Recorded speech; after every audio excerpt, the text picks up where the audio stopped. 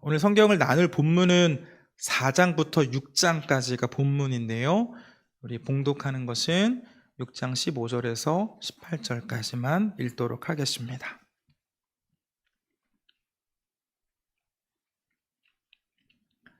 앞에 화면으로도 준비되어 있습니다. 같이 읽겠습니다. 시작. 다리오 왕 제6년 아달월 3일에 성전 일을 끝내니라. 이스라엘 자손과 제사장들과 레위 사람들과 기타 사로잡혔던 자의 자손이 즐거이 하나님의 성전 봉헌식을 행하니, 하나님의 성전 봉헌식을 행할 때에 수소 100마리와 순양 200마리와 어린 양 400마리를 드리고, 또 이스라엘 지파의 수를 따라 순염소 12마리로 이스라엘 전체를 위하여 속죄제를 드리고, 제사장을 그 분반대로 레위 사람을 그 순차대로 세워 예루살렘에서 하나님을 섬기게 하되 모세의 책에 기록된 대로 하게 하니라. 아멘.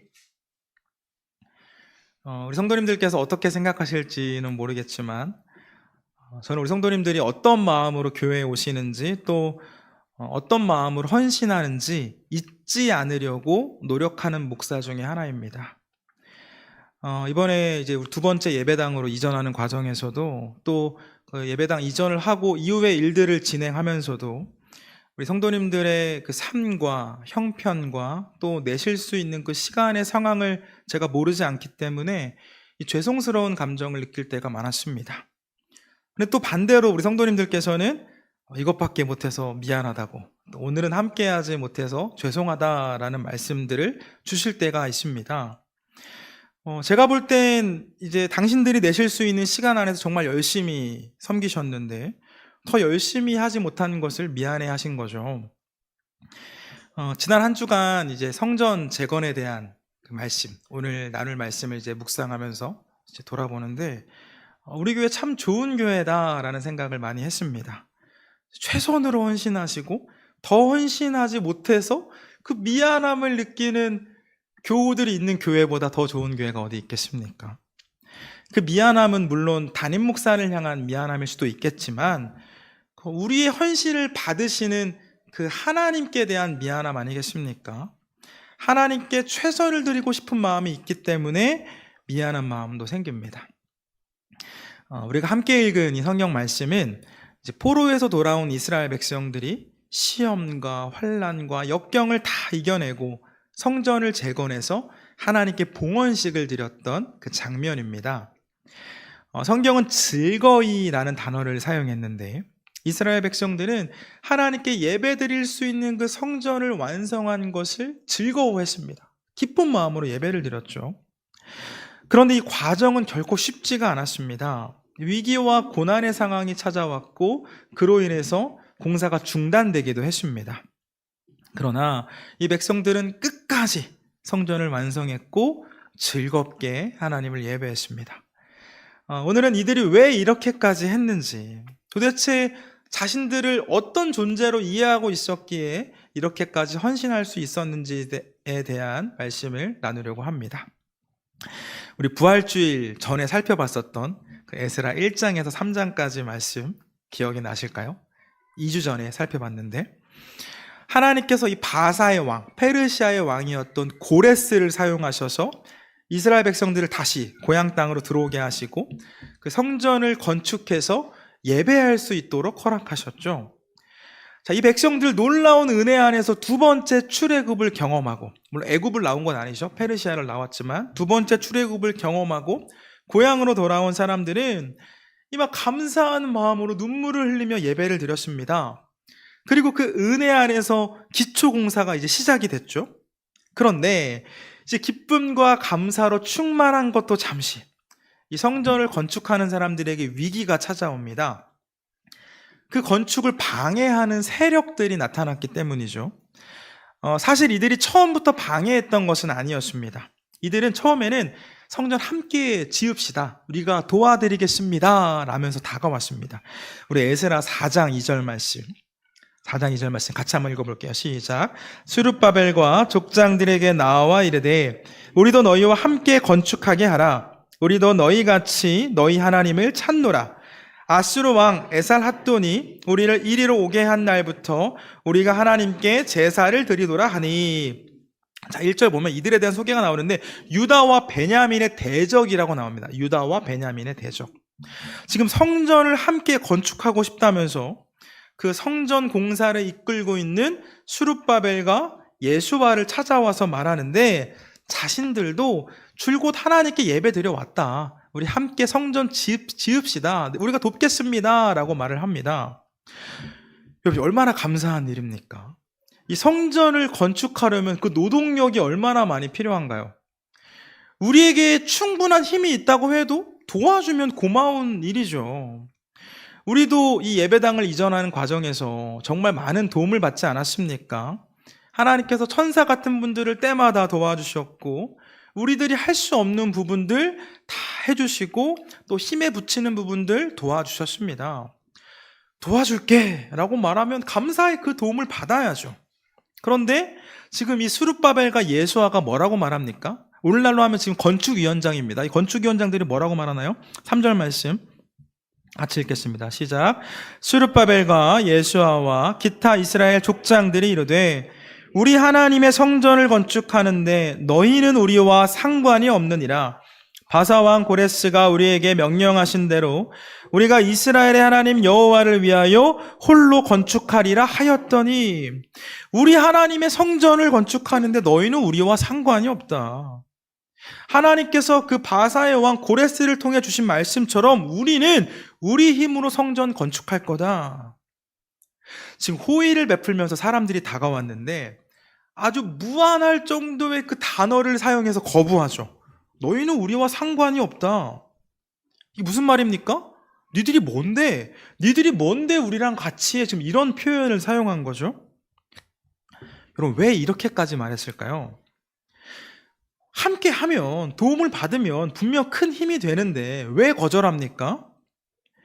지금 찾아와서 말하고 있는 이 사람들은 하나님만 예배하는 것이 아니라 그 성전에서 자신들이 섬기는 우상도 함께 예배하려고 했기 때문입니다.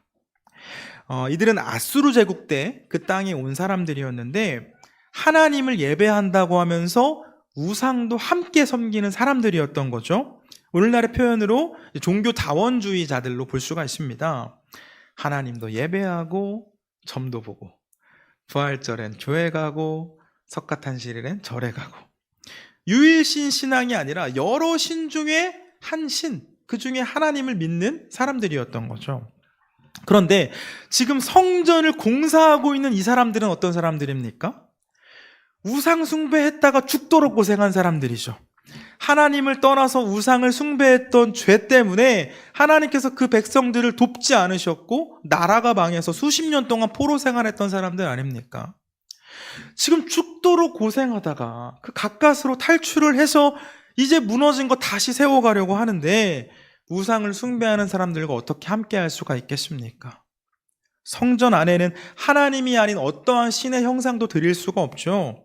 예배당에서는 오직 하나님께서만 높임을 받으셔야 하기 때문에 그들과 함께 하지 않았습니다. 여러분, 이 믿음, 이 신앙 우리에게도 있기를 축복합니다. 오직 하나님만 우리의 주님이시며 우리의 왕이 되십니다. 당연히 이곳에서는 오직 하나님만 예배를 받으셔야 합니다. 하나님이 아닌 사람이 왕 노릇하는 교회 되어서는 안 됩니다. 우리 중 누구도 우리 교회에서 주인 노릇해서는 안 되겠죠. 물론 내 교회다 하는 마음으로 사랑하고 주인의식을 갖고 사랑하고 섬기는 것, 그런 마음이 있을 수 있겠지만 그건 다른 문제입니다. 성도의 모임과 교회의 사역들이 내 뜻과 내 의견대로 되지 않을 때도 있고, 또 공동체가 하나님의 뜻과 마음을 생각하고 또 한 사람보다는 이 공동체의 유익을 위한 그런 결정을 하다 보면 내 생각과 내 마음을 몰라줄 때도 있을 수 있습니다. 사람이니까 섭섭한 감정이 드는 것은 어쩔 수 없지만 그럴 때일수록 우리 교회의 주인이 누구인지, 우리 교회의 왕이 누구인지를 분명하게 생각해야 합니다. 자, 그리고 여러분, 꼭 이 공간 안에서만 그렇습니까? 그렇지 않죠? 우리가 교회입니다. 우리가 교회입니다. 우리는 은혜 안에서 구원을 받고 주님의 몸된 교회로 부르심을 받았습니다. 그렇기 때문에 우리의 삶에, 우리 가정의 왕은 언제나 하나님이셔야 합니다. 이 세상을 살아가다 보면 타협의 유혹들이 찾아오죠.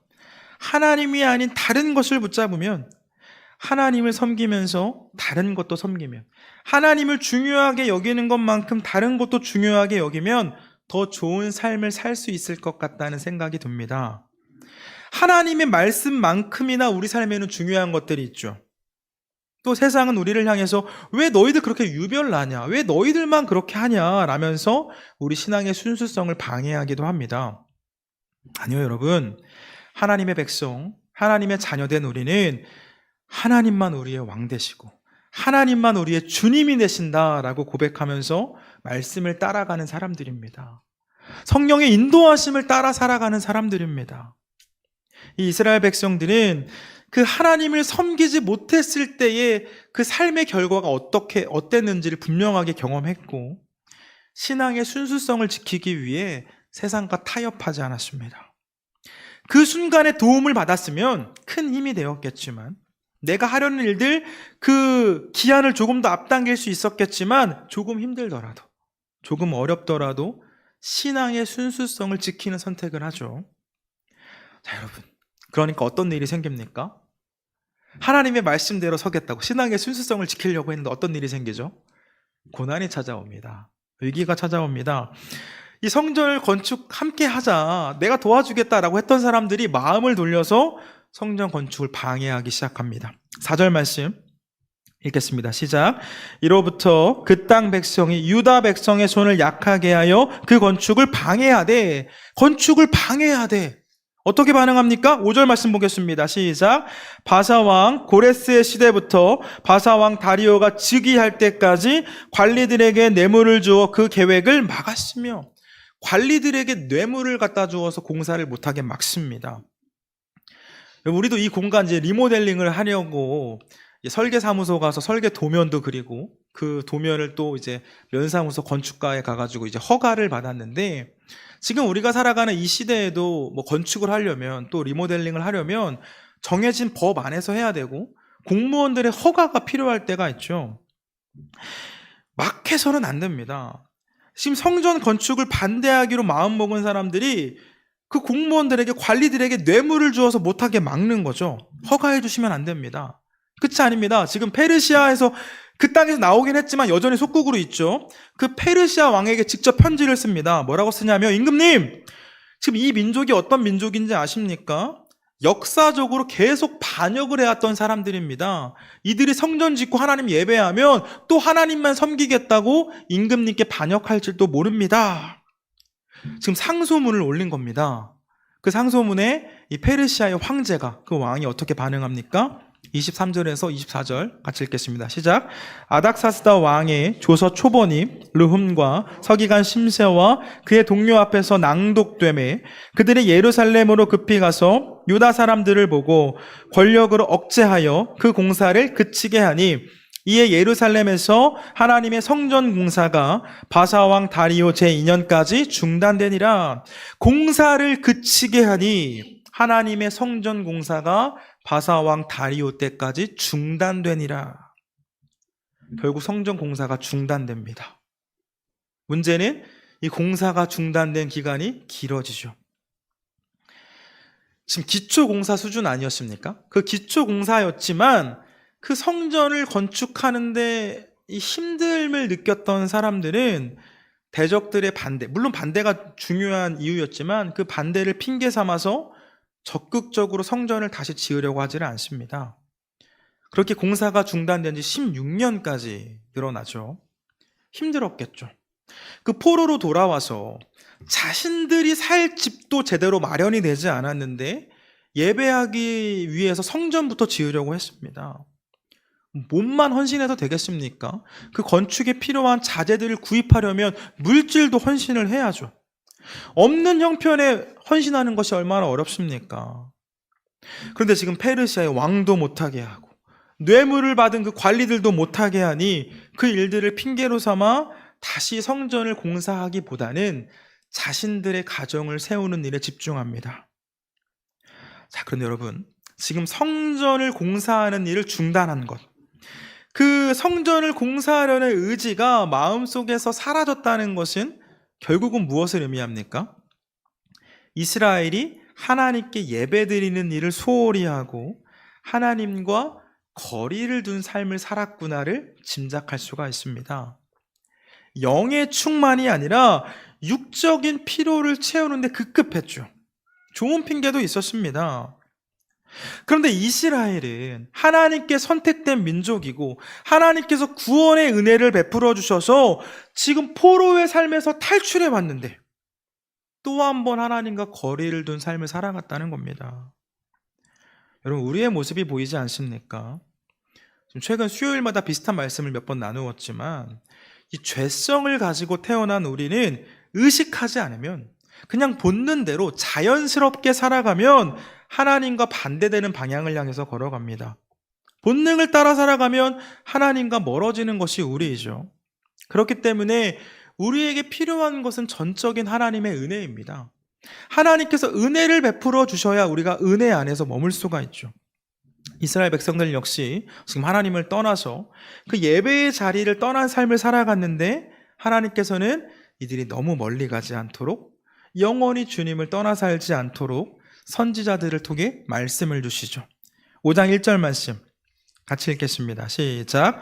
선지자들 곧 선지자 학개와 잇도의 손자 스가랴가 이스라엘 하나님의 이름으로 유다와 예루살렘에 거주하는 유다 사람들에게 예언하였더니, 자, 학개와 스가랴 선지자는 백성들에게 하나님의 말씀을 선포했습니다. 하나님께서 그들의 백성에게 어떠한 은혜를 베푸셨는지, 어떻게 도와주셨는지를 이야기했겠죠. 그리고 그 예배하는 삶의 필요를 말하지 않았겠습니까? 여러분, 지금 우리에게 필요한 것은 하나님입니다. 하나님께 예배드릴 우리 성전 우리 다시 지어야 하지 않겠습니까? 이 말씀 했겠죠. 감사하게도 백성들이 그 말씀에 반응합니다. 문제가 찾아오니까 그 문제를 바라보면서 핑계를 대고 하나님과 멀어졌던 이들이 말씀이 들려오니까 다시 하나님께 집중하기 시작합니다. 그렇게 16년 만에 성전 공사가 재개됩니다. 2절 말씀 읽겠습니다. 시작.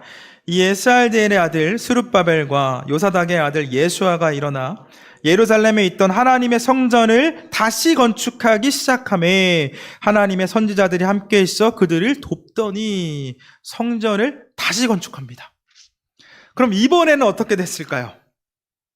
이 16년 전에 성전을 건축하려고 할 때 그 방해하는 세력들이 있어서 성전이 공사가 중단되지 않았습니까? 그런데 그때 그 사람들이 또다시 방해하기 시작합니다. 3절 말씀 읽어볼게요. 같이 읽겠습니다. 시작. 그때 유브라데 강 건너편 총독 단느네와 스달보스네와 그들의 농관들이 다 나와 그들에게 이르되 누가 너희에게 명령하여 이 성전을 건축하고 이 성곽을 마치게 하였느냐 하기로, 누가 너희에게 이 성전 건축을 허락했냐 지금 따져 묻는 거죠. 끝이 아닙니다. 지난번에도 그 페르시아 왕에게 상소문을 썼는데 이번에도 상소문을 씁니다. 지금 공사를 막아달라는 거죠. 그런데 여러분, 이 장면에서 여러분들과 기억하고 싶은 문장이 하나 나오는데요. 성전 공사를 반대하는 세력들이 그 왕에게 편지를 쓰려고 이름을 묻습니다. 너희들의 이름이 뭐냐? 너희들 지도자들의 이름이 뭐냐? 이름을 묻는데 이들이 뭐라고 대답을 합니까? 11절 말씀 같이 읽겠습니다. 시작. 그들이 우리에게 대답하여 이르기를 우리는 천지의 하나님의 종이라 예전에 건축되었던 성전을 우리가 다시 건축하노라. 이는 본래 이스라엘의 큰 왕이 건축하여 완공한 것이었으나 우리는 천지의 하나님의 종이라. 이름, 너희의 정체성이 뭐냐라고 묻는 질문에 대답합니다. 나는 하나님의 종이다. 나는 이 땅을 창조하시고 나를 구원하신 그 하나님을 섬기는 사람이다. 정체성을 분명히 한 거죠. 자신들이 왜 성전을 지어야 하는지, 왜 지금 이 성전을 짓고 있는지를 분명하게 했습니다. 이어서 말합니다. 너희들이 뭔데 성전 공사를 못하게 하는 거냐? 그 페르시아의 역사 기록들을 살펴봐라. 과거 고레스 왕이 우리를 이 땅에 보냈고 성전을 건축하게 했다. 여러분, 이스라엘 백성들이 자신들의 신앙을 고백하니까 하나님의 역사가 시작됩니다. 성경은 하나님께서 그들을 돌봐주셔서 그 상소문이 다리오 왕에게 갔다가 다시 대답이 올 때까지 성전 공사가 멈추지 않도록 도와주셨다, 지켜주셨다라고 말씀하고 있습니다. 자, 상소문이 페르시아의 다리오 왕에게 전달되었고 왕은 신하들에게 창고를 뒤져서 기록들을 찾게 합니다. 어떤 문서가 나왔을까요? 6장 3절 말씀 같이 읽겠습니다. 시작. 고레스 왕 원년에 조서를 내려 이르기를 예루살렘에 있는 하나님의 성전에 대하여 이르노니 이 성전 곧 제사 드리는 처소를 건축하되 지대를 견고히 쌓고. 이전에 그 고레스 왕이 백성들을 보내면서 성전을 건축하게 한 그 기록을 찾아냅니다. 어떻게 되었을까요? 다리오 왕이 성전 공사를 허락합니다. 끝이 아니죠? 그 공사에 필요한 재정은 자기가 다 되겠다라고 말을 합니다. 7절에서 8절 말씀 같이 읽겠습니다. 시작. 하나님의 성전 공사를 막지 말고 유다 총독과 장로들이 하나님의 이 성전을 제자리에 건축하게 하라. 내가 또 조서를 내려서 하나님의 이 성전을 건축함에 대하여 너희가 유다 사람의 장로들에게 행할 것을 알리노니 왕의 재산 곧 유브라데 강 건너편에서 거둔 세금 중에서 그 경배를 이 사람들에게 끊임없이 주어 그들로 멈추지 않게 하라. 아멘. 성전을 건축하게 해라. 필요한 재정은 왕실에서 지원하겠다. 그들의 요구대로, 그들의 필요대로 다 내어줘라. 내가 분명하게 말하는데 성전 공사를 막는 자들은 걸음더미가 될 것이다. 여러분, 다시 성전을 건축할 수 있게 되었습니다. 하나님께 예배할 수 있게 된 거죠. 그 성전 건축을 위해 필요한 재정, 물론 이스라엘 백성들도 헌신했겠지만 그 포로 생활하다가 돌아온 사람들에게 재정이 있으면 얼마나 있었겠습니까? 필요한 재정은 페르시아의 왕실에서 다 지원했습니다. 사람이 한 일인가요? 그렇지 않습니다. 필요한 것은 하나님께서 다 채우셨습니다. 아멘.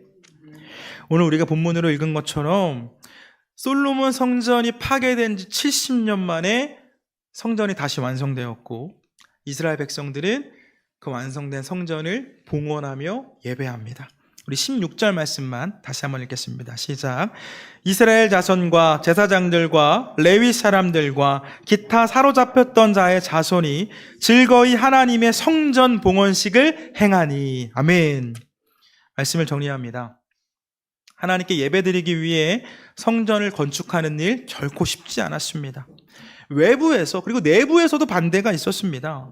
실제로 성전을 공사하는 일이 중단되기도 했죠. 그러나 말씀에 반응해서 하나님께 나의 신앙을 고백하고 헌신한 이들에게 하나님께서 역사하셨고 필요한 것들을 채워주셨습니다. 그렇게 이스라엘은 때마다 과정마다 함께 하시는 하나님을 경험합니다. 여러분, 이스라엘은 하나님께 예배하기 위해 성전을 공사했고 그것에서 즐겁게 예배했습니다. 이 모습, 그 동일한 은혜를 받은 우리에게도 있어야 하지 않겠습니까? 우리도 우리의 성전을 지어야죠. 교회 지어야 합니다. 어디에 짓습니까? 우리 모두, 여러분 한 명 한 명이 교회가 되어야 합니다. 하나님을 내 삶의 왕으로 고백하고 하나님께 예배하는 삶을 살아갈 때 우리는 교회가 됩니다. 하나님께서는 그런 우리와 함께 하시며 우리를 다스리시고 때마다 도와주십니다. 이스라엘은 자신의 정체성을 분명히 했습니다. 나는 하나님의 종이다. 나는 하나님을 섬기는 사람이다. 하나님께서는 그 고백 위에 교회를 세우셨습니다. 베드로가 고백하죠. 주는 그리스도시요 살아계신 하나님의 아들이시니이다. 그 고백 위에 주님께서는 교회를 세우셨습니다. 사랑하는 여러분, 우리가 믿음으로 고백할 때, 그 믿음을 우리의 삶으로 살아낼 때 주님께서는 우리 위에 교회를 세우십니다. 그렇게 우리 삶에는 주님의 역사가 시작됩니다. 바라기는 주님을 향한 믿음을 고백하시고 예배하는 삶을 통해 살아계신 하나님과 동행하는 삶을 살아가는 저와 여러분 되길 주님의 이름으로 축원합니다.